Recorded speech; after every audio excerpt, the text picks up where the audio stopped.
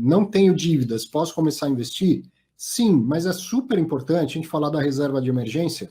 E aqui eu queria falar da reserva de emergência de um ponto que eu percebo muito nas minhas conversas, que ela causa uma certa frustração, né? Porque aí, então, as pessoas querem investir, vão lá e guardam um pouco de dinheiro, pode ser um pouco, mesmo como o Bernardo falou, e ele quer ir para o investimento mesmo, ele quer ter ações, quer ter fundos imobiliários, ele está vendo tudo isso borbulhando nas redes sociais. E que alguém prudente vai falar, mas putz, você precisava fazer uma reserva de emergência, fazer investimentos em renda fixa, títulos conservadores, pós-fixado e tal. E isso causa uma certa frustração, ainda mais quando você fala assim, olha, o recomendado é que tenha 6 meses de reserva de emergência. 6 meses dos seus custos, todos mensais. É bastante dinheiro, né? Mas 6 meses de tudo que a gente tem para pagar. E aí, muitas vezes, então, as pessoas falam, pô, mas vai demorar muito para eu conseguir fazer isso, e causa uma frustração. O que eu queria falar a respeito disso? Esse conselho de fazer a reserva de emergência é importantíssimo. Eu quero que você que está assistindo pense da seguinte maneira, é como ter um carro, dirigir um carro sem seguro. Você pode dirigir o carro sem seguro? Pode, ele funciona normalmente. Você vai levar alguma multa por não ter seguro? Não vai, não é proibido não ter seguro. Agora, se acontecer uma batidinha no carro, se o carro for furtado, você vai se arrepender muito de não ter feito seguro primeiro. Então, a reserva de emergência é um seguro para que depois você possa investir. Investir implica em assumir alguns riscos, e com este seguro já pronto, fica tudo mais fácil e mais, inclusive, mais simples de assumir esses outros riscos. Entendendo essa angústia, se você não quer, então, esperar ter 6 meses para começar a investir, comece investindo um valor menor e a maior parte vá dedicando para a constituição da sua reserva de emergência. Todos os meses ali como uma obrigação, né? A chave do investimento é a disciplina. E aí você vai formando duas coisas ao mesmo tempo. Mas não deixe de ter uma reserva de emergência ou de começá-la e ir constituindo antes de investir. Olhar um pouco para a tua realidade financeira e ver como é que você está em relação ao teu endividamento ou inadimplência, né? Acho que depois, tentando ensaiar um passo a passo aqui, pensar se você consegue, né? A gente aprendeu também, o Bernardo falou que dá para começar a investir com pouco, você não precisa ter muito dinheiro para investir em alguns produtos tão acessíveis a partir de 10, 30 reais, 100 reais, né? E tem esse conceito da reserva de emergência, né? Que é um seguro, um colchão aqui para você, para que, se acontecer algum imprevisto, você tenha para onde recorrer.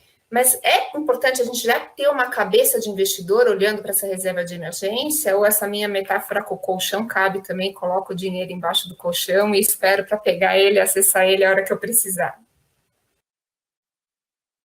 Eu vou dizer aqui o seguinte, a reserva de emergência não deixa de ser um investimento, ela já é o primeiro investimento das pessoas, mas é um investimento com uma rentabilidade muito baixa, e talvez é aí que esteja a frustração que eu percebo. A questão é que ela não tem a função de ter uma rentabilidade muito alta, de multiplicar o seu dinheiro, ela tem a função de ser esse colchão, de ser essa rede de proteção do investidor. E aí, voltando ao exemplo que eu dei do seguro do carro, para ter o seguro do carro, eu tenho que pagar por esse seguro. A reserva de emergência ela vai ser um seguro pela qual eu recebo. Olha que maravilha. Recebo um pouquinho, mas eu recebo. Então, ela não deixa de ser um primeiro investimento, mas não é para pensar na reserva de emergência como onde eu vou buscar mais rentabilidade, não é isso. Mais rentabilidade a gente vai buscar em uma carteira com vários outros produtos, enquanto a reserva de emergência fica lá para preservar aquele valor mesmo.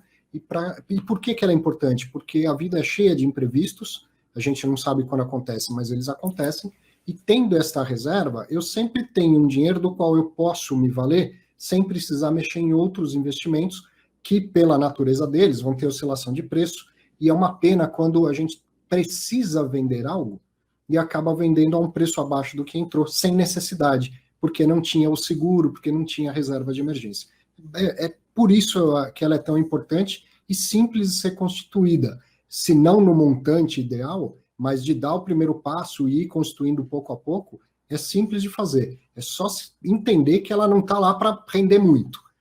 Ela está lá para preservar esse dinheiro para que você possa ter a qualquer momento e pelo menos o montante que você colocou, mais uma correção de um juro baixinho lá. Arthur, a Miriam está perguntando aqui, qual que é o montante ideal dessa reserva de emergência?